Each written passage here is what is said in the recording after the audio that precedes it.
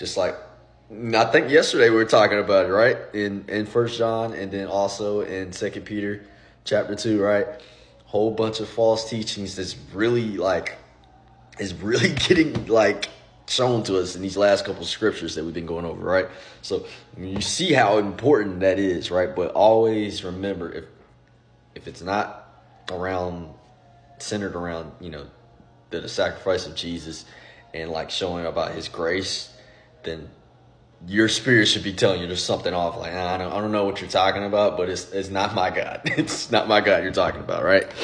So then we go verse 7, which says here, not that there is another gospel, but there are some who are troubling you and want to distort the gospel of Christ, right? So this is what I'm saying right here, what I was just talking about, right? So what I said here is he's showing how important this issue is, right? How we need to take this serious, especially how many times it's mentioned in the Bible, right?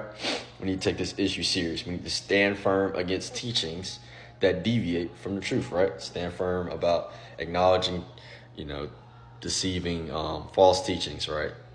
Because people will try to do that every single day, especially when they see how good God is to us, right?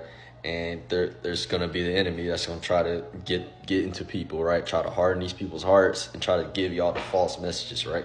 So that's why it's so important that we have to read these scriptures, right?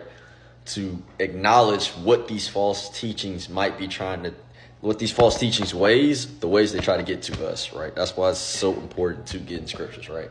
And that's why I always acknowledge to y'all is like, yeah, I'm telling y'all these words and stuff like that, but I want y'all to go read it for yourselves, right? I wouldn't want y'all to believe everything that I say, right?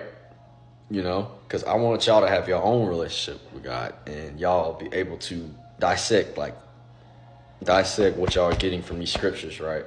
And call me out if I'm saying something wrong, I'm only listening to my spirit and reading the scriptures as much as I can, right? And God is just with me at all times. But, that's what basically what I'm just trying to say from that, And then we go verse 10, which is verse 10. This is an impactful one. For am I now trying to persuade people or God, or am I striving to please people?